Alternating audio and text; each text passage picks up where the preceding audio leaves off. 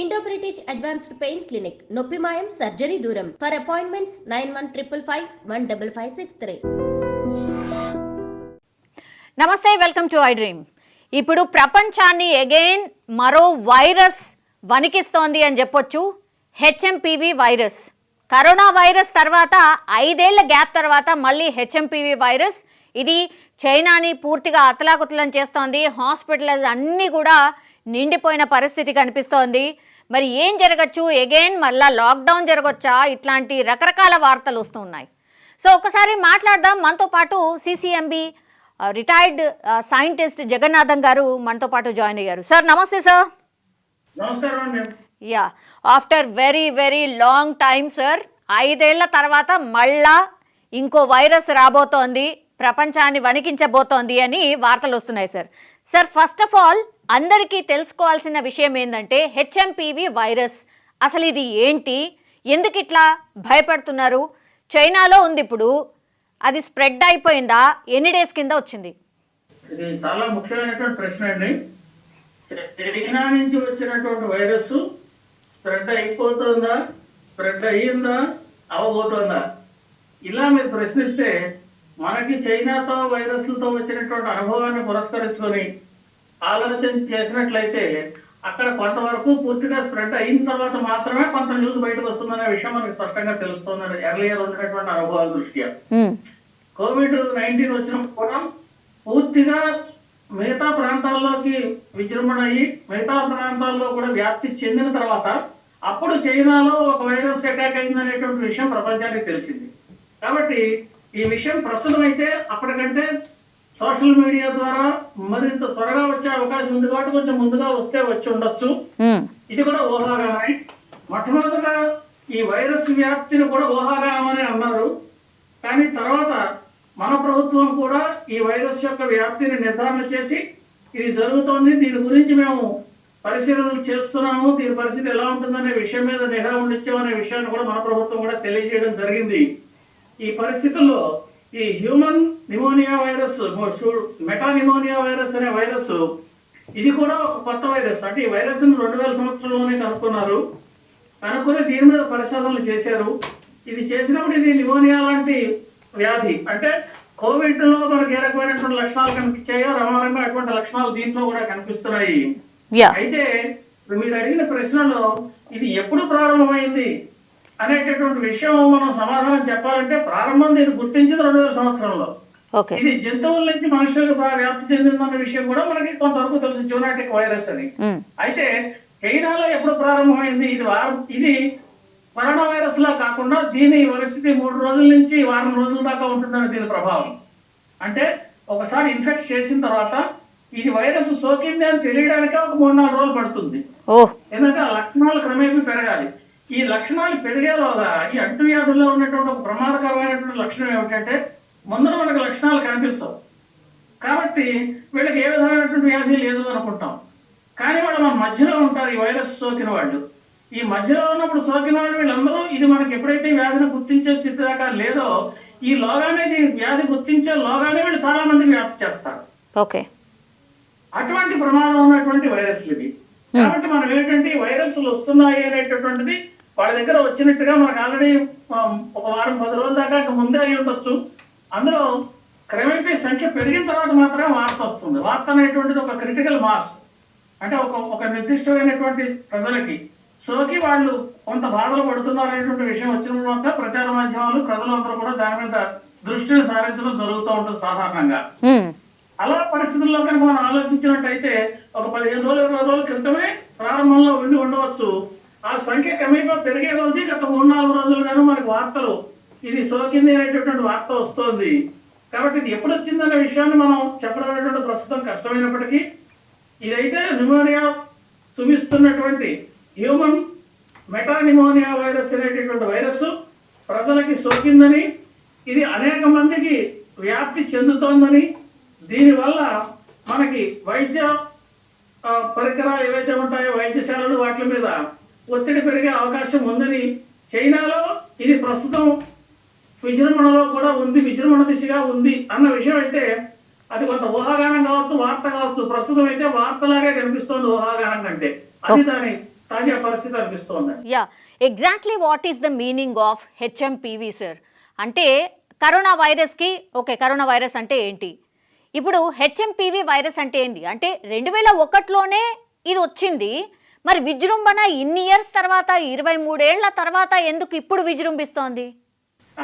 Okay, ఇవి ఏమవుతా ఉంటాయంటే అండి, వైరస్లు అనేటటువంటి వాతావరణ పరిస్థితులు అనుకూలించినప్పుడు మాత్రమే అవి విజృంభణ చేయగలుగుతాయి. కొన్ని వైరస్లు, ఇప్పుడు మన కరోనా వైరస్ కూడా అంతే.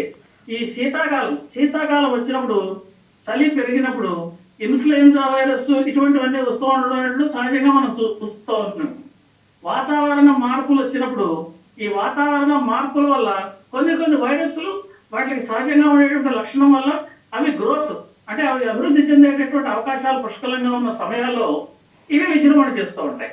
అటువంటివి మనకి శీతాకాలంలో, అంటే మనకి చలికాలం తీవ్రత పెరిగే కొద్ది అటువంటి సమయాల్లో విజృంభించే ఇన్ఫ్లుయెన్జా వైరస్ల గురించి మనకు ఆల్రెడీ తెలుసు. కాబట్టి అటువంటి ఇదే కనుక సమ్మర్ వస్తుంది అనుకోండి, సాధారణంగా ఏమవుతుందంటే మస్కిటోస్ కూడా వింటర్లోనూ అక్కడ ఎక్కువగా ఉంటాయి. సమ్మర్ వచ్చి ఒక్కసారిగా మీకు 42 degrees వెళ్ళింది అనుకోండి, ఒక్కసారిగా మాస్ ఎక్స్టెన్షన్ అయిపోతాయి. ఎంచేత ఆ టెంపరేచర్ నిలబడలేవు కాబట్టి ఒక్కసారి తీవ్ర స్థాయిలో అన్ని కూడా ఒక్కసారిగా నాశనం అయిపోతూ ఉంటాయి. అంటే వాతావరణ పరిస్థితులు వచ్చేటటువంటి మార్పుల వల్ల కొన్ని వైరస్లు, కొన్ని చిన్న జీవరాశులు, బ్యాక్టీరియా పెరగడానికి అనుకూలంగా ఉన్న పరిస్థితుల్లో పెరుగుతూ ఉంటాయి. లేనప్పుడు కొన్ని సంఖ్యలో, పరిమిత సంఖ్యలో మిగిలిపోతాయి. ఈ మిగిలిపోయిన తర్వాత సీజన్ లో మళ్ళీ పెరుగుతూ ఉంటాయి. ఆ సీజన్ లో మిగిలిపోయి ఎడాప్టబిలిటీ ఉన్నవి. అంటే ఇటువంటి ఎక్స్ట్రీమ్ కండిషన్స్ వచ్చినప్పుడు కూడా 1,00,000 ఉన్నాయనుకోండి, 1,00,000లో 10-5 ఆ వాతావరణ పరిస్థితులకి అడాప్ట్ అయ్యేవి నిలదొక్కుకోగలుగుతాయి. ఆ నిలదొక్కున్నటువంటి ఏవైతే ఆ కాలంలో నిలబడ్డాయో అవి మళ్ళీ తర్వాత మనకు అనుకూలమైనటువంటి పరిస్థితులు వచ్చినప్పుడు వాటి సంఖ్య క్రమేపీ పెరిగి అవి విజృంభించేటటువంటి అవకాశం కలుగుతూ ఉంటుంది. వాటి వాతావరణ పరిస్థితులకి వీటి విజృంభణకి డైరెక్ట్ కొరలేషన్ ఉంటుంది. అంతేకాదు హైజీన్ కండిషన్స్ కూడా, ఈ ముఖ్యంగా ఈ వైరస్లు రావడానికి దానికి కూడా వ్యక్తిగత స్థాయిలో కూడా హైజీన్ కండిషన్స్ చూడాలి. ఇవి ఏమిటంటే ఇవి ఇన్ఫెక్షన్స్ డిసీజెస్, అంటే తీవ్రంగా ఒకళ్ళ నుంచి ఒకళ్ళకి వ్యాధి సంక్రమింప చేసేటటువంటి లక్షణాలు కలిగినటువంటి వైరస్లు కాబట్టి ఇది సామాజిక బాధ్యత. ప్రతి ఒక్కరూ కూడా ఇండివిజువల్ లెవెల్లో కూడా హైజీన్ పాటిస్తూ ఉండాలి, పరిశుభ్రతని పాటిస్తూ ఉండాలి. అలా పాటిస్తూ ఉండటం వల్ల వీటిని కొంతవరకు మనం మన దగ్గరికి రాకుండా చూసుకునేటువంటి అవకాశం ఉంటుంది. అయితే ఒకసారి వచ్చిన తర్వాత వీటికి వ్యాప్తి చెందే లక్షణం ఉంటుంది. కాబట్టి కరోనా వైరస్ లాంటి అనుకోండి, అది గాలిలోంచి వ్యాప్తి చెందుతుంది. ఇది గాలిలోంచి వ్యాప్తి చెందేది కాకపోవచ్చు, షేక్ హ్యాండ్ ఇచ్చిన వాళ్ళకి వ్యాప్తి చెందొచ్చు, దగ్గరగా ఉన్నప్పుడు వ్యాప్తి చెందొచ్చు. ఇలా ఒకళ్ళ నుంచి ఒకళ్ళకి వ్యాప్తి చెందే లక్షణాలు ఉన్నాయి. కాబట్టి ఇటువంటి వైరస్లు వచ్చినప్పుడు సరైనటువంటి జాగ్రత్తలు తీసుకోవడం, వాటి వల్ల అప్రమత్తంగా ఉండడం అనేటువంటి మనం చేస్తూ ఉండాల్సినటువంటి పని. ఏ వయసు వాళ్ళ మీద ఎక్కువ ఇన్ఫెక్షన్ చూపిస్తోంది సార్? ఇంకోటి, కరోనా వైరస్ లక్షణాలు కాకుండా మరి దీనికి ఉన్నటువంటి స్ప్రెడ్డింగ్ లక్షణాలు ఏంటి? కరోనా వైరస్ అయితే అది వాయుగోళాల ద్వారా విజృంభణ చెందుతుంది అనే విషయం తెలుసుకోవాలంటే గ్యాస్లు వాటి ద్వారా కూడా వస్తుంది. అంటే మనం మాట్లాడుతున్నాం అనుకోండి, 1-2 మీటర్ల దూరంలో మనిషి ఎదురుకుండా మాట్లాడితే గాలిలోంచి కూడా ఒకరి నుంచి ఒకరికి ఇన్ఫెక్ట్ చెందేటువంటి లక్షణం. అంతగా తీవ్రత దీంట్లో ఉండదు. దీనికి కాంటాక్ట్ డిస్టెన్స్ కొంచెం తక్కువ ఉండాలి. అంటే అంత తీవ్రంగా కాంటాక్ట్ చెందలేదు కాకపోయినా, కానీ అంటువ్యాధి మాత్రం ఇది కూడా అంటువ్యాధి. కాబట్టి ఒక కుటుంబంలో ఉన్నప్పుడు ఒకళ్ళకి వచ్చింది అనుకోండి, వాళ్ళు నలుగురికి స్ప్రెడ్ చేసేటువంటి, వాళ్ళ కుటుంబం అంతా స్ప్రెడ్ చేసే లక్షణం, తర్వాత వాళ్ళ స్నేహితులకి, వాళ్ళ బంధువులకి, ఇలా ఒకళ్ళ నుంచి ఒకళ్ళకి ఇది సామాజికంగా వ్యాప్తి చెందుతూ ఉంటుంది. అంత తీవ్రత ఉండకపోయినా, అంటే వ్యాప్తి చెందేటటువంటి లక్షణం అంత తీవ్రంగా ఉండకపోయినా దీనికి ఒకళ్ళ నుంచి ఒకరికి సంక్రమించే లక్షణం ఉంది. కాబట్టి అంటువ్యాధి, కాబట్టి దీనికి సంబంధించినటువంటి జాగ్రత్తలు తీసుకోవాల్సిన అవసరం ఉంది. మరొక ముఖ్యమైనటువంటి విషయం మనం ఇక్కడ ఆలోచించాల్సింది ఏమిటంటే, ఇలాగా ఏ కాలాల్లో కాలానుగుణంగా వచ్చేటటువంటి వైరస్లు మనం గుర్తిస్తున్నాం. మరొక ముఖ్య విషయం ఏంటంటే, రాబోయే కాలంలో ఇప్పుడు మనకి కరోనా వచ్చింది ఒక ప్రత్యేకమైనటువంటి, అందరికీ కూడా ఒక పెద్ద గుణపాఠం. ఇది సడన్ గా రావడం, అది ఎలాగ ఆరిజిన్ అయింది, ఎలాగ స్ప్రెడ్ అయిందో కూడా తెలియకుండా ప్రపంచం అంతా వ్యాప్తి చెందడం. అంచేత రాబోయే కాలంలో వచ్చేటటువంటి లక్షణాల్లో ఈ అంటువ్యాధులు కూడా చాలా ఎక్కువగా, వైరస్ కు సంబంధించిన వ్యాధులు లేదా బ్యాక్టీరియాకి సంబంధించినటువంటి వ్యాధులు, ఇటువంటి వ్యాధులు వచ్చేటటువంటి లక్షణాలు ఎక్కువగా కనిపిస్తున్నాయి. కాబట్టి మన పబ్లిక్ హెల్త్ సిస్టమ్స్ కూడా వీటికి తయారుగా ఉండాల్సిన అవసరం అయితే కనిపిస్తుంది. ఎందుకంటే సడన్ గా మీరు తెల్లారట్లు లేచి బ్రేకింగ్ న్యూస్, వైరస్ అటాక్ అయింది, ఒక మొత్తం నగరం అంతా కూడా చెందింది అనేటువంటి విషయాలు మనకు తెలిసింది అనుకోండి. అది తెలిస్తే దాని గురించి మనం ఏ రకమైనటువంటి అప్పటికప్పుడు నిద్ర లేచి మనం దాన్ని ఆఫ్ చేయగలిగిన పరిస్థితిలో ఉండలేము. కాబట్టి దీనికి తగినటువంటి పరిశోధనలు ఇప్పుడు మనం స్పష్టంగా ఇప్పటి నుంచే ప్రారంభం చేసి ఇటువంటి పరిస్థితులు మనకు కనిపిస్తున్నాయి కాబట్టి అంటే అంటువ్యాధులు ప్రబలేటటువంటి పరిస్థితులు ఈ అంటువ్యాధుల మీద కొన్ని చోట్ల పరిశోధనలు జరుగుతున్నాయి కొన్ని పరిశోధన ల్యాబొరేటరీస్ లో ఇంకో పాట ల్యాబొరేటరీస్ లో లీక్ అయినా పొరపాటున జరిగినా ప్రపంచం మీదకి వచ్చి పడతాయి లేదా అవి సహజంగా వ్యాప్తి చెందిన ప్రపంచం మీద అందరికీ వచ్చి చెందేటువంటి లక్షణాలు ఉన్నాయి కాబట్టి దానికి కావాల్సిన ఆసుపత్రులను మనం అప్రమత్తం చేసుకోవాల్సిన అవసరం ఉంటుంది దీని గురించి పరిశోధనలు రాష్ట్ర ప్రభుత్వాలు కేంద్ర ప్రభుత్వాలు కూడా మరింతగా దీని మీద దృష్టి సారించి ఇటువంటి ఇన్ఫెక్షన్స్ డిసీజ్ వచ్చినప్పుడు మనం ఏ రకంగా అప్రమత్తంగా ఉండాలి ఒక్కసారిగా మన ప్రభుత్వం ఈ ఆరోగ్య వ్యవస్థల మీద ఒత్తిడి ఒక్కసారిగా వచ్చిందంటే తట్టుకోలేని పరిస్థితిలో ఉంటుంది కాబట్టి అటువంటి పరిస్థితి రాకుండా జాగ్రత్తలు తీసుకోవడానికి సరిపడా అవకాశాలు ఈ కరోనా ఒకటి కల్పించింది అనుకోకుండా ఇప్పుడు మీరు మళ్ళీ ఈ వైరస్ అటాక్ చేయడం అనేటువంటిది హ్యూమన్ మెటానిమోనియా వైరస్ అటాక్ చేయడం అనేటువంటిది ఒకటి ఇది కేవలం హ్యూమన్ మెటానిమోనియా వైరస్ కాకపోవచ్చు ఇది ఇన్ఫ్లుయెన్జా ఏ వైరస్ అని చెబుతున్నారు కోవిడ్ ఏ వైరస్ కూడా అక్కడ ఉందంటున్నారు మైకోప్లాస్మా నిమోనియా అంటే ఒకటి కాదు ఇంత మునిపైతే ఒకటే ఎగ్జాక్ట్లీ సార్ నేను కూడా అదే అడగబోతున్నా మీరు ఒక్క వైరస్ గురించి చెప్పట్లేదు మల్టిపుల్ వైరసెస్ ఉన్నాయి అని హింట్ ఇస్తున్నారు ఆర్ వార్న్ చేస్తున్నారా సార్ అది అది అదే ప్రస్తుతం ఉన్నటువంటి ప్రమాదం అది కాబట్టి అంటే ఇప్పుడు మేము మనకు తెలుస్తున్నది ఏమిటి ఇది మైకోప్లాస్మానా తెలియదు కరోనా వైరస్ తెలియదు హెచ్ఎంవి అయినా తెలియదు ఇలా రకరకాలైనటువంటి వైరస్లు ఒకేసారి మూడు విజృంభణ చేసేయా తెలియదు కాబట్టి సర్వేలెన్స్ అనేటువంటి చాలా ముఖ్యమైనటువంటి విషయం ఇటువంటి పరిస్థితులు ఒక దేశం నుంచి ఇప్పుడు మనకి ఏంటంటే చైనా విషయం వచ్చేటప్పటికి ఇంతవరకు కరోనా వైరస్ ఎక్కడ ప్రారంభమైంది దాని ఆరిజిన్ అది మార్కెట్ లో ప్రారంభమైందా ల్యాబొరేటరీ నుంచి బయటకు వచ్చిందా ఈ విషయాలు కూడా ఇంతవరకు శాస్త్రీయంగా ప్రపంచానికి స్పష్టమైనటువంటి సమాధానం ఇంతవరకు లేదు 5 సంవత్సరాల తర్వాత కూడా అది కాకుండా ఇలాగానే మళ్ళీ కొత్త వైరస్లు కరోనా చోటు నుంచి అదే దేశం నుంచి విజృంభణ చెందుతున్నాయి ఈ పరిస్థితుల్లో నైబరింగ్ మనం ఇమీడియట్ నైబర్స్ మనం చైనాకి మనం ఇమీడియట్ నైబర్స్ అవును అటు ఇటు రాకపోకలు తీవ్రంగా ఉంటాయి అనేటువంటి వ్యాపారాలు ఉంటాయి సామాజికంగా కనెక్షన్స్ ఉంటాయి ఇలా రకరకాలైనటువంటి కనెక్షన్స్ ఉంటూ ఉంటాయి కాబట్టి వృత్తి వ్యాపారాలు ఉంటాయి కాబట్టి మనం ఇటువంటి వచ్చినప్పుడు ఎంత అప్రమత్తంగా ఉండాలో అంత అప్రమత్తంగా ఉండడం ఒకటి రెండవది ఇందాక నేర్మన్నట్టుగా మన ఆరోగ్య వ్యవస్థల్ని మన పరిశోధన సంస్థల్ని కూడా అప్రమత్తం చేసి ఏదైనా ప్రమాదకరమైన పరిస్థితి వస్తే దాన్ని తట్టుకునేటందుకు వీలుగా మనం పరిశోధనలపై దృష్టి సారించాల్సిన అవసరం ఉంది ఎందుకంటే ఒక్కసారిగా విజృంభణ చెందితే వీటిని తట్టుకోవడం చాలా కష్టం ఏమీ తెలియదు అని చేతులెత్తే ప్రజారోగ్యం గాలికి వదిలేసే పరిస్థితి అవుతుంది ఆ రకంగా కూడా ఉండడానికి వీల్లేదు కాబట్టి కరోనా వల్ల మనకు వచ్చినటువంటి అనుభవాల దృష్ట్యా మళ్ళీ అనుకోకుండా అదే ప్రదేశాల నుంచి మళ్ళీ వైరస్లు ఒక వైరస్ కాదు ఎన్ని వైరస్లు అనేటువంటిది కూడా స్పష్టత లేని పరిస్థితుల్లో ఈ రకమైనటువంటి విజృంభణ జరుగుతుంది అంటే మనం దేని గురించి మందు వేస్తాం దేని గురించి చర్యలు తీసుకుంటాం కాబట్టి మన పరిశోధనలు మనకు ఆత్మనిర్భర్ భారత్ అనే మన ప్రధానమంత్రి గారు ఏ పిలుపు అయితే ఇచ్చారో మనం పరిశోధనలో ముఖ్యంగా వైరస్ పరిశోధనలో ఇన్ఫెక్షన్స్ డిసీజెస్ పరిశోధనలో కూడా ఆ రకమైనటువంటి ఆత్మనిర్భరతను సాధించినప్పుడు మాత్రమే మనం ఎవరి మీద డిపెండ్ అవ్వకుండా ఎందుకంటే మందుల గురించి వాళ్ళ మీద డిపెండ్ అవ్వలేము ప్రోటోకాల్స్ గురించి వాళ్ళ మీద డిపెండ్ అవ్వలేము అన్ని మనంతటి మనమే సిద్ధం చేసుకునే పరిస్థితి మనం రావాలి కరోనా విషయంలో మనం ఆ స్థితిని పొందాం మనం వివిధ దేశాల నుంచి మనం కొనుక్కోవాల్సినటువంటి వ్యాక్సిన్ కొనుక్కోవాల్సిన పరిస్థితుల్లో అది లేకుండా ప్రధానమంత్రి మోడీ గారి నేతృత్వంలో ప్రస్తుతం మనకు కావాల్సినటువంటి వ్యాక్సిన్లు అన్నింటినీ మన దేశంలో మనమే తయారు చేసుకున్నాం మన దేశంలో ఉన్న ప్రజలందరికీ కూడా ఉచితంగా పంపిణీ చేయడం జరిగింది అంతేకాదు మన పక్క దేశాల్లో కూడా రక్షించేటటువంటి స్థితికి మనం వెళ్ళాం ఇటువంటి స్థితిలో మనకు ఉన్నప్పుడు మన ఆరోగ్య వ్యవస్థలు కూడా చక్కబడుతున్నటువంటి ఈ పరిస్థితుల్లో మన దృష్టి ఏ రకంగా పెట్టాలంటే ఇన్ఫెక్షన్స్ డిసీజు వస్తున్నాయి కాబట్టి వీటిని నియంత్రించడానికి వీటిని గుర్తించడానికి వీటిని వ్యాప్తి చెందకుండా చేస్తున్న చర్యలు తీసుకోవడానికి పరిశోధనలు చేయడం దానికి సరిపడేటువంటి సర్వేలెన్స్ ఇంక్రీజ్ చేసుకోవడం తప్పనిసరిగా చేయాల్సిన పరిస్థితిగా కనిపిస్తుంది సార్ ఇది ఎంత డేంజరస్ సార్ కరోనా వైరస్ వల్ల 1,00,000 మందికి సోకితే కనీసం ఒక 100 నుంచి 500 మంది చనిపోయినరు ఓకే సో ఇప్పుడు హెచ్ఎంపీవీ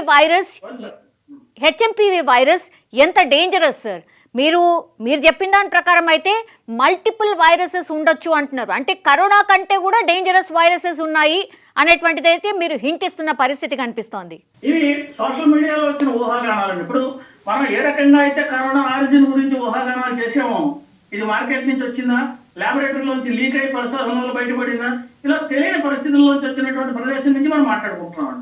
మీకు వార్తలు కరాఖండిగా మన దేశంలో వార్తలు వచ్చినట్టుగా అటువంటి దేశాల నుంచి వార్తలు అంత ఈజీగా రావు. ప్రజాస్వామ్య దేశాల నుంచి వచ్చేటువంటి వార్తలు మీకు పూర్తి స్వేచ్ఛ ఉంటుంది. ఎవరి దగ్గరికి హాస్పిటల్కి వెళ్ళగలరు, రాజకీయ నాయకుల దగ్గరికి వెళ్ళగలరు, శాస్త్రవేత్త దగ్గరికి వెళ్ళగలరు, ఎవరితోటైనా మీరు డాక్టర్ గారి దగ్గరికి వెళ్ళగలరు, ఇన్ఫర్మేషన్ తీసుకురాగలరు. అటువంటి ఇన్ఫర్మేషన్ అంత ఈజీగా వచ్చేటటువంటి వ్యవస్థ కాబట్టి మన వ్యవస్థలో ఇన్ఫర్మేషన్ స్ప్రెడ్ ఈజీగా ఉంటుంది. అక్కడి నుంచి వచ్చే ఇన్ఫర్మేషన్ లిమిటెడ్ గా ఉండేటువంటి అవకాశాలు చాలా ఎక్కువగా ఉన్నాయని ఊహించవచ్చు మనం ఆ ఉన్న పరిస్థితుల్లో. కాబట్టి ఇది ఒకటి కంటే ఎక్కువ వైరస్ అయితే దాన్ని ఏ రకంగా ఎదుర్కోవాలి, అసలు ఫస్ట్ ఏ వైరస్ తెలియాలి కదా. ప్రస్తుతం తెలడం అయితే మనకు మైకోప్లాస్మా చెబుతున్నారు, ఇన్ఫ్లుయెన్జా ఏ చెబుతున్నారు, అలాగే హ్యూమన్ మెటానిమో వైరస్ చెబుతున్నారు. వీటి వల్ల హ్యూమన్ మెటానిమో వైరస్ వల్ల కూడా కొన్ని మరణాలు సంభవించినట్టుగా ఈ ఊహాగానాలు యూట్యూబ్ లేదా మన సోషల్ మీడియా ద్వారా వచ్చినటువంటి ద్వారా తెలుస్తోంది. ప్రధాన మీడియా ద్వారా ప్రభుత్వం ద్వారా ఖరారు కావాల్సినటువంటి అవసరం ఉంది. అది అయినప్పుడు అంటే ఖరారు అయ్యేదాకా మనం వెయిట్ చేయాలా లేదా చర్యలు తీసుకోవాలా? మనకు ఒక ప్రమాదకర పరిస్థితి ఉంది అని తెలిసినప్పుడు, ఫర్ ఎగ్జాంపుల్ ఇదే వ్యాధి ఎక్కువ మంది సోకిన పరిస్థితుల్లో మన ఆక్సిజన్ సిలిండర్స్ ని వాటిని మన హాస్పిటల్లో సరిగా పెట్టుకోవాలి. ఎందుకంటే ఇది శ్వాసకోశ సంబంధమైనటువంటి వ్యాధులను కలుగజేస్తుంది. అలాగే రొంప, దగ్గు ఇటువంటి వ్యాధులు, ఇటువంటి లక్షణాలు కలిగినటువంటి పరిస్థితి కనిపిస్తుంది. కాబట్టి దీని లక్షణాలు ఏవైతే ఉన్నాయో ఆ లక్షణాలను నియంత్రించడానికి వైరస్ అటాక్ ఉన్నప్పుడు వైరస్ కి మందు ఉండదండి. ఇది ఒక పెద్ద ప్రధాన సమస్య. వైరస్ కి డైరెక్ట్ గా లేదు. ఒకవేళ వైరస్ సోకినప్పుడు సెకండరీ ఇన్ఫెక్షన్ ద్వారా ఏదైనా బ్యాక్టీరియల్ ఇన్ఫెక్షన్ వచ్చిందనుకోండి, ఆ బ్యాక్టీరియా నియంత్రించడానికి యాంటీబయోటిక్స్ ఇస్తారు. అంతే తప్ప వైరస్ అంటే యాంటీవైరల్ మాలిక్యూల్స్ చాలా తక్కువ ఉన్నాయి. అవి కొన్ని మాత్రమే ఉన్నాయి. అవి ఆ వైరస్లన్నీ వీటిని వాడగలమా వాడలేమా, రీపర్పసింగ్ పనికొస్తుందో పనికిరాదు, ఇవన్నీ టైం పట్టేటువంటి విషయాలు. కాబట్టి అది ఏమిటి అన్నది స్పష్టత రావాలి, దాన్ని గుర్తించడానికి కూడా స్పష్టత రావాలి. అప్పుడు మాత్రమే మనం యాక్చువల్గా చర్యలు తీసుకోవడానికి వీలవుతుంది ఆసుపత్రిలో, లేదా సిమ్టమాటిక్ ట్రీట్మెంటే జరుగుతూ ఉంటుంది. కాబట్టి ఇటువంటి విషయాల్లో మనం సరైనటువంటి అప్రమత్తం. అందుకనే నేను ఆత్మనిర్భర్ భారత్ అని చెబుతున్నది ఏది ఇన్ఫెక్షస్ డిసీజెస్ కూడా మనం దాన్ని సాధించినప్పుడు ఎవరి మీద డిపెండ్ అవ్వకుండా మనం ఏ రకంగా అయితే వ్యాక్సిన్లు తయారు చేసుకున్నామో అటువంటి పరిస్థితి ఇటువంటివి ఏ వచ్చినప్పటికీ కూడా సంసిద్ధంగా ఉండడం అనేటువంటి మనం చేయాల్సినటువంటి పరిస్థితి. ఎందుకంటే ఈవేళ చైనా కావచ్చు, రేపు మరో చోట నుంచి కావచ్చు, మనకున్న పొరుగు దేశాల నుంచి కూడా రకరకాలుగా ప్రమాదాలు పొంచి ఉన్నాయి. కాబట్టి ఏ పక్క నుంచి ఏమొస్తుందో మనకు తెలియదు. ఇటువంటి పరిస్థితుల్లో మనం అప్రమత్తంగా ఉండడం అనేటువంటి చాలా ముఖ్యమైనటువంటి అంశంగా కనిపిస్తుంది. కరోనా వైరస్ సోకినప్పుడు అంటే అది సోకిందా లేదా అన్న దానికోసం ఒక టెస్ట్ చేశాం సార్. మరి ఇప్పుడు ఏంది, ఇప్పుడు హెచ్ఎంపీవీ వైరస్ సోకిందా లేదా అనే దానికి కూడా టెస్ట్ చేసుకోవాల్సిందేనా? ఏం జరగవచ్చు సార్? అంటే ఎట్లా గుర్తించాలి? మరి పరీక్ష అనేటువంటి తప్పనిసరిగా పరీక్ష చేసిన తర్వాత గుర్తించడం జరుగుతుందండి. ఈ వైరస్ లో చేయడం కోసం ఏంటంటే చెస్ట్ ఎక్స్రే తీస్తారు. అలాగే దానికి సంబంధించినటువంటి వేరే ఇతరత్ర బ్రాంకోస్కోపీ అని ఒక టెస్ట్ ఉంది. అటువంటి టెస్టులు చేస్తారు. అయితే ఆ టెస్టులు ఎప్పుడు పెడతాం? మామూలుగా జ్వరం, రొంప ఇవన్నీ ఈ లక్షణాలన్నీ ఎక్కువగా కనిపించినప్పుడు, తీవ్రత ఎక్కువగా కనిపించినప్పుడు, మనం ఇది మామూలు వైరస్ కాదు అని అనుమానించినప్పుడు. ఇప్పుడు దీంట్లో ఉన్న లక్షణాలు కరోనా వైరస్ తోటి ఇతర లక్షణాలతోటి కొన్ని సామ్యంగా ఉన్నప్పుడు, చాలా మటుకు లక్షణాలు ఉన్నప్పుడు అది మిస్లీడింగ్ అవుతుంది కదా డయాగ్నోసిస్ లో. కాబట్టి ఈ డయాగ్నైజ్ చేసేటప్పుడు కూడా తీవ్రత, నెంబర్ ఆఫ్ సంఖ్య, కేసులు ఎన్ని ఉన్నాయి, ఎంతమందికి వస్తుంది, వీళ్ళ లక్షణాలు ఏ రకంగా ఉన్నాయి అనేటువంటివన్నీ పూర్తిగా క్షుణ్ణంగా తెలిస్తే కానీ మనం స్పష్టంగా చెప్పడానికి వీలుండదు. కాబట్టి దీనికైతే చెస్ట్ ఎక్స్రేలు అవి తీస్తారు, బ్రాంకోస్కోపీ చేస్తారు. అలా చేసి దీనికి సరిపడా టెస్టులు చేసి అవునా కాదా అనేటువంటి నిర్ధారణ చేస్తారు. అలాగే వైరస్ అన్నప్పుడు దానికి మనం లాగడానికి ఉన్నట్టుగా PCR టెస్టులు కూడా అటువంటివి కూడా చేసి ఫలానా వైరస్ అవునా కాదా స్పెసిఫిక్ గా చెప్పడానికి ఆ RT-PCR కానీ PCR కానీ ఇది కూడా mRNA వైరస్ ఇది కూడాను. కాబట్టి RT-PCR అని చేస్తారు. అది పరీక్షలు చేసి ఆ వైరస్ అవునా కాదా నిర్ధారణ చేయడానికి మనకు అవకాశం కుదురుతుంది. అయితే ఫలానా వైరస్ తెలిసిన తర్వాత మాత్రమే దానికి సరిపడా వైద్యం, దానికి సరిపడా ప్రికాషన్స్ ఇవన్నీ కూడా తీసుకునేటందుకు అవకాశాలు ఉంటాయి. ఇప్పుడు 15-20 రోజులు అయింది చైనాలో స్ప్రెడ్ అయ్యి అని అనుకుందాం సార్. ఒకవేళ మరి అటు ఇటు మన పొరుగు దేశమే కాబట్టి అటు అటు తిరుగుతూనే ఉన్నారు కదా సార్. లాక్డౌన్ లేదు, ఏమీ లేదు. సో ఆల్రెడీ స్ప్రెడ్ అయిపోయింది అనుకోవచ్చా? మరి స్ప్రెడ్డింగ్ స్టార్ట్ అయిపోయింది అనుకోవచ్చా? ఎందుకంటే అక్కడ కేసెస్ చాలా ఎక్కువగా వస్తున్నాయి, హాస్పిటల్స్ అన్నీ నిండిపోయాయి, ఇట్లాంటి వార్తలే వస్తున్నాయి. కొంతమంది అయితే 300 నుంచి 400 మంది రోజుకి చనిపోతున్నారు, ఇట్లాంటి వార్తలు కూడా వస్తున్నాయి. మరి దేన్ని నమ్మాలి? ఎంత సెక్యూర్డ్గా అంటే మనం కూడా ఎంత ప్రిపేర్డ్గా ఉండాలి సార్? ఇది చాలా ముఖ్యమైనటువంటి ప్రశ్న. ఎందుకంటే పొరుగు దేశము దగ్గర రాకపోకలు అనేటువంటివి జరుగుతూ ఉంటాయి. బార్డర్స్ ఉన్నాయి, పెద్ద బార్డర్స్ ఉన్నాయి, మనకి వాటితో చాలా లాంగ్ బార్డర్స్, వేలాది కిలోమీటర్ల ద్వారా బార్డర్స్ ఉంటాయి. కాబట్టి ఇటువంటి పరిస్థితుల్లో మనం చేయాల్సింది ఏంటంటే ఈ రాకపోకల మీద వచ్చేటటువంటి వాటిని స్పష్టంగా మనం నిఘా చేయాల్సినటువంటి అవసరం ఉంటుంది. అక్కడ వచ్చి వెళ్ళే వాళ్ళని. మన దేశంలో ఉన్న పరిస్థితి అయితే మన ఆరోగ్య శాఖ, భారత ప్రభుత్వం ఇచ్చినటువంటి ఆరోగ్య శాఖ చెప్పినటువంటి విషయాల ద్వారా ప్రస్తుతం మనం కంగారు పడాల్సినటువంటి పరిస్థితి ఏమీ లేదు అనేటువంటి విషయం అయితే సూచిస్తున్నారు. అంటే మన ప్రభుత్వం కూడా దీని మీద ఆల్రెడీ ఎలర్ట్ అయి అప్రమత్తంగా ఉంది కేంద్ర ప్రభుత్వం అనేటువంటి విషయం మనకి స్పష్టంగా తెలుస్తోంది. ఇప్పుడు కేంద్ర ప్రభుత్వమే కాదు, రాష్ట్ర ప్రభుత్వాలు కూడా అప్రమత్తంగా ఉంటారు. ఎందుకంటే కొన్ని గవర్నర్స్ రాష్ట్ర ప్రభుత్వాలతో కూడా ఉంటాయి. కొన్ని రాష్ట్రాలు, ఈశాన్య రాష్ట్రాలు, తూర్పు ఈశాన్య రాష్ట్రాలు, వాటిలో కొన్ని మంది చైనాతో బార్డర్స్ కూడా ఉంటాయి. అటువంటి రాష్ట్రాల్లో కూడా మరింత అప్రమత్తత అవసరం. ఎలా వస్తుంది ఏమిటి అనేటువంటి. కాబట్టి రాష్ట్ర ప్రభుత్వాలు, కేంద్ర ప్రభుత్వం కూడా దీని మీద సరైనటువంటి చర్యలు తీసుకోవాలి. అప్రమత్తత అయితే అవసరం. ఇది పెరగకుండా, అంటే మన దేశంలోకి రాకుండా చూసుకోవడం ప్రధానమైనటువంటి విషయం. ఆల్రెడీ వస్తే గుర్తించడానికి సరిపడా ఏర్పాట్లు అవి చేసుకోవాలి. ప్రస్తుతం అయితే ఇంకా అంతటి తీవ్రస్థత లేదు అనేటటువంటి విషయమే మనకి ప్రభుత్వ వర్గాల ద్వారా మనకు తెలుస్తున్నటువంటి విషయం. మనం దాన్నే పరిగణలోకి తీసుకోవాలి. మన దేశంలో నేను ఇందాక మాట్లాడినట్టుగా సమాచారం తెలుసుకోవడం మరింత సులభతరం. కాబట్టి ఏదైనా అవసరం అయితే మనకి ఎక్కడి నుంచి అయినా ఇన్ఫర్మేషన్ వస్తే అప్పుడు ఏ రకంగా దీని మీద చర్యలు తీసుకోవాలి మన దేశంలో అన్న విషయం కూడా దాని సరైనటువంటి చర్యలు తీసుకోవడానికి అవకాశం కలుగుతుంది. సరే, ఇప్పుడు ముందు జాగ్రత్తగా మరి గతంలో మనం కరోనా సోకినప్పుడు ఈ వ్యాక్సిన్ డోసెస్ ఏవైతే తీసుకున్నామో సార్, మళ్ళీ అదే సిచ్యువేషన్ క్రియేట్ అవుతోందా ఒకటి. అండ్ ఇంకోటి జాగ్రత్తగా, అంటే ప్రైమరీ జాగ్రత్త ఏంటి అంటే మాస్క్ వేసుకోవడం బెటరా? మాస్క్ చాలా ముఖ్యమైనటువంటి విషయం అండి. మాస్క్ వేసుకునేటువంటిది దానివల్ల చాలా వరకు ప్రయోజనం కలుగుతుంది. ఈ సోషల్ డిస్టెన్సింగ్ అవి కూడా అప్పుడు ఏం మాట్లాడేమో, ఇది వాయువు ద్వారా వ్యాప్తి చెందేటటువంటి కాదు. కానీ అయినప్పటికీ ఈ ఇన్ఫెక్షన్స్ డిసీజెస్ అంటే సంక్రమిస్తుంది, ఒకరి నుంచి ఒకరికి సంక్రమించేది. కాబట్టి హైజీన్ చాలా ముఖ్యమైనటువంటి విషయం అండి. వ్యక్తిగత హైజీన్ ఇది చాలా ముఖ్యం. ప్రతి ఒక్కరు కూడా పాటించాల్సినటువంటి అవసరం ఉంటుంది. ఈ జ్వరం, దగ్గు, రొంప, జ్వరం 103 డిగ్రీలు లేదా హై టెంపరేచర్స్ లో ఉన్నప్పుడు తప్పనిసరిగా డాక్టర్ని సంప్రదించడం. ఎందుకంటే ఇది దేని వల్ల వస్తే హై టెంపరేచర్ వస్తుందనే విషయం ఇండివిజువల్ గా తెలుసుకోవడం కష్టం. కాబట్టి అటువంటి పరిస్థితుల్లో కొన్ని లక్షణాలు తీవ్రంగా ఉన్నప్పుడు తప్పనిసరిగా డాక్టర్లను సంప్రదిస్తే వాళ్ళు ఏమిటైనా నిర్ధారణ చేసి దానికి సరైనటువంటి సూచనలు, సలహాలు ఇస్తారు. అవి సూచన తప్పకుండా పాటిస్తే ఇతరులకు సంక్రమించకుండా వాళ్ళని ఐసోలేట్ చేసి ఎలా చేయాలన్నది కూడా తెలియజేస్తారు. ఆ రకమైనటువంటి జాగ్రత్తలు తీసుకోవడం ద్వారా మళ్ళీ మనం జాగ్రత్తగా ఉంచుకోవడానికి అవకాశం ఉంటుంది. లాస్ట్లీ సార్ నిజంగానే ఇప్పుడు అగైన్ ఈ వార్తలు పదే వస్తున్నాయి. చనిపోతున్నారట, హాస్పిటల్స్ నిండిపోతున్నాయట అనేది బాగా వార్తలు వస్తున్నాయి సార్. ఒకవేళ నిజంగానే మనం దీన్ని ఎదుర్కోవాలి అని అంటే ఎంత ప్రిపేర్డ్గా ఉండాల్సిందే అంటే general public sir? General public వ్యక్తిగత స్థాయిలో హైజీన్ ఇది ఫస్ట్ చాలా ముఖ్యం. మీరు మాస్క్ ధరించడం అది కూడా చేయొచ్చు. హాస్పిటల్స్ లెవెల్లో ఆక్సిజన్ సిలిండర్స్ కొంచెం జాగ్రత్తగా ఎక్కువగా ఉండించుకోవాల్సిన అవసరం ఉంటుంది. ఎందుకంటే శ్వాసకోశ సంబంధమైనటువంటి సమస్యలు ఉన్నాయి కాబట్టి. అలాగే ఈ వైరస్ సోకడం ద్వారా వచ్చేటటువంటి జ్వరం, దగ్గు, రొంప ఇటువంటివి ఏవైతే ఉన్నాయో వాటిలన్నింటినీ నిరోధించడానికి సరిపడా, నియంత్రించడానికి సరిపడా మాత్రల్ని సరైనటువంటి మోతాదులో ఉండించుకోవడం, ప్రిపేర్డ్గా ఉండడం, అవసరమైతే ఐసోలేషన్ వార్డ్స్ సెపరేట్గా ఇటువంటి వాటికి కొన్నింటికి కొంత ప్రిపేర్ అయి ఉండడం అవసరం అవుతుంది. ఆ జాగ్రత్తలు తీసుకుంటే ప్రస్తుతం మనకు ఉన్నటువంటి పరిస్థితుల్లో మనం అంత తీవ్రమైనటువంటి స్థితిలో ఉన్నట్టుగా లేదు. కానీ ఇది 3-4 రోజులు ఇంక్యుబేషన్ టైం ఉంటుంది. అది వైరస్ ఇంక్యుబేట్ అయ్యి ఆ లక్షణాలు కనిపించడానికి సమయం ఉంటుందని అనుకున్నాం కదా. కాబట్టి ఆ లక్షణాలు అనేది ఒక్కసారిగా పెరిగితే మాత్రం కష్టం అవుతుంది. కాబట్టి తగినటువంటి జాగ్రత్తల్లో ఉండడం మంచిదేను. ఒకవేళ నిజంగానే చైనాలో ఎమర్జెన్సీ సిచ్యువేషన్ వచ్చింది, అక్కడ కొన్ని ఏరియాస్లో లాక్డౌన్ పెట్టారు అనేటువంటిది కూడా కొంత ఎక్కువ ప్రచారం జరుగుతోంది సార్.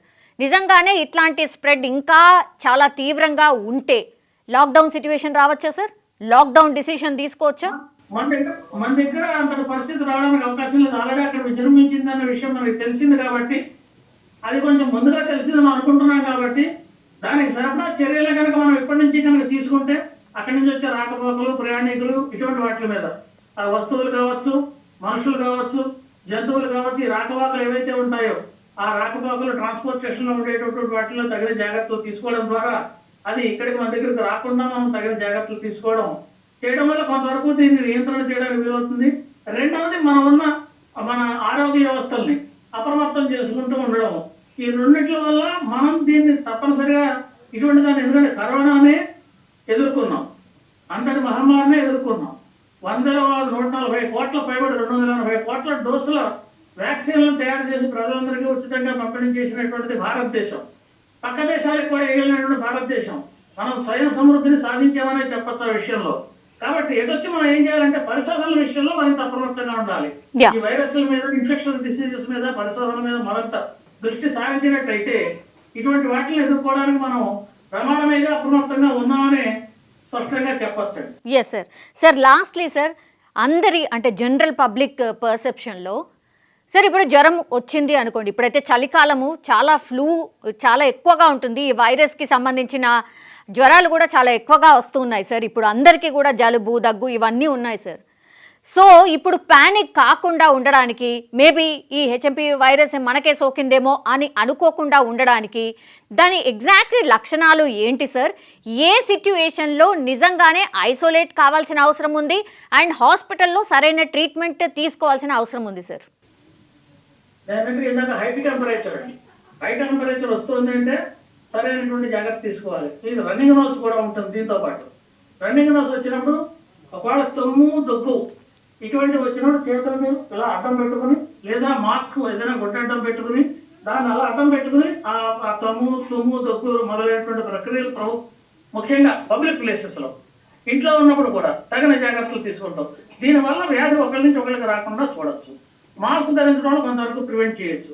అయితే ఈ లక్షణాలు తీవ్రంగా ఉండి 3-4 రోజులు పెర్సిస్టెంట్గా ఉన్నాయనుకోండి, పెర్సిస్టెంట్గా ఉన్నప్పుడు తప్పనిసరిగా వైద్యులు సంప్రదిస్తే మంచిది. అంటే కంటిన్యూ లక్షణాలు తగ్గకుండా అలాగే కంటిన్యూ అవుతున్నాయి అనుకోండి, అంటే వైరస్ అవ్వచ్చు. అలాంటప్పుడు ఆ టెంపరేచర్ అలా ఎక్కువగా మేము అందరూ వాడుతున్న కొద్దీ పోయినప్పటికీ కూడా ఆ టెంపరేచర్ అలాగే చూపిస్తుంది అనుకోండి, అప్పుడు తప్పనిసరిగా డాక్టర్లను సంప్రదించాల్సిన అవసరం వస్తుంది. డాక్టర్లను సంప్రదిస్తే సరైనటువంటి మందు పడుతుంది, ప్రాబ్లం ఉండదు. Yes sir. లాస్ట్లీ మీరు ఏమైనా చెప్పదలుచుకున్నారా సార్? లాస్ట్లీ ఇది మన దేశంలో మనకున్నటువంటి పరిస్థితుల వల్ల, ముఖ్యంగా జనసాంద్రత అధికంగా ఉండేటటువంటి పట్టణాల్లో అప్రమత్తంగా ఉండాల్సినటువంటి అవసరం అయితే ఉంటుంది. ముఖ్యంగా ఎయిర్పోర్ట్స్ ఎక్కడెక్కడైతే ఉన్నాయో భారీ స్థాయిలో రాకపోకలు జరుగుతున్నాయో, అయితే ఏ ప్రదేశంలో అయితే అవుట్ బ్రేక్ అయిందని అనుకుంటున్నామో అక్కడి నుంచి వచ్చేటటువంటి వాటిలో మరింత జాగ్రత్తగా ఉంటూ అవసరమైనటువంటి సర్వేలెన్స్ని పెట్టుకుంటే మనకి సమస్య ఉండకపోవచ్చు అని అనిపిస్తోంది. కానీ మనకి ఇప్పటికే ఆల్రెడీ లోపలికి వచ్చి ఉండి కొంత సమస్య ఉంటుంది, మనకు ఒక వారం 10 రోజులు అయితే కానీ సమస్య తెలియదు. కాబట్టి ఈలోగా కూడా సరైనటువంటి జాగ్రత్తలు తీసుకోవడం ద్వారా మనం రక్షించుకుందుకు ఆస్కారం ఉంటుంది అనేటువంటిది నా అభిప్రాయం. Yes sir. Thank you sir. Thank you so much for joining sir. Thank you. And I think ఈ వార్తలు ఇంకా కొన్ని డేస్ పాటు ఇలాగే మేబీ రావచ్చు, కాబట్టి ఫ్రీక్వెంట్లీ మీరు కూడా కొంత అవగాహన కల్పిస్తూ ఉండండి sir. Thank you for joining sir. చేస్తున్నటువంటి ప్రయత్నం చాలా ముఖ్యమైనటువంటి ప్రయత్నం. ప్రజలను అప్రమత్తం చేయడానికి మీరు చేస్తున్నటువంటి ప్రయత్నాలు అభినందించదగింది. ప్రారంభంలోనే మీరు ఈ చర్యలు చేపట్టారు కాబట్టి ఇది తీవ్ర స్థాయికి చేరకుండా నియంత్రించడానికి సరిపడా అవకాశాలు కల్పించేటటువంటి ప్రోగ్రామ్. ఇది చాలా సంతోషం. ఇదిగా కొనసాగించండి. ప్రజలను అప్రమత్తం చేయడంలో మీ బాధ్యత సక్రమంగా నిర్వర్తిస్తున్నారని చెప్పి నేను భావిస్తున్నాను. Thank you very much for that. Thank you sir. Thank you so much. మొత్తం మీద అది అంటే హెచ్ఎంపీవీ వైరస్ లక్షణాలు ఏంటి అండ్ చైనాలో సిచ్యువేషన్ ఏంటి, మనం ఇక్కడ అంటే అది వచ్చినా రాకపోయినా సరే మన జాగ్రత్తలు మనం ఉండాల్సిందే. బికాజ్ ప్రభుత్వాలు కూడా అన్నీ అప్రమత్తంగా ఉన్నాయి, అయినా సరే ప్రిపేర్డ్నెస్ చాలా అవసరం అండ్ సెల్ఫ్ హైజీన్ కూడా చాలా అవసరం. అంటే కరోనాకి సంబంధించి ఏవైతే మనం పాటించామో, అంటే సెల్ఫ్ డిస్టెన్స్ కావచ్చు, లేదంటే మాస్క్ ధరించడం కావచ్చు, అండ్ చేతులు ఫ్రీక్వెంట్గా కడుక్కోవడం కావచ్చు, ఇంటి పరిసరాలను పూర్తిగా పరిశుభ్రంగా ఉంచుకోవడం కావచ్చు, ఇవన్నీ కూడా ఖచ్చితంగా పాటిస్తే ఇట్లాంటి వైరస్లు ఏవి కూడా స్ప్రెడ్ కాకుండా అవకాశం ఉంటుంది అనేది సైంటిస్ట్ గారు చెప్పినటువంటి మాట. ఐ థింక్ ఇది ఇన్ఫర్మేషన్ పూర్తిగా హెచ్ఎంపీవీ వైరస్కి సంబంధించి ఏవైతే పూర్తిగా వార్తలు వస్తున్నాయో ఐ థింక్ సో మొత్తం అంతా కూడా ఇన్ఫర్మేషన్ సార్ చెప్పడం జరిగింది. సో ఈ ఇన్ఫర్మేషన్ని పూర్తిగా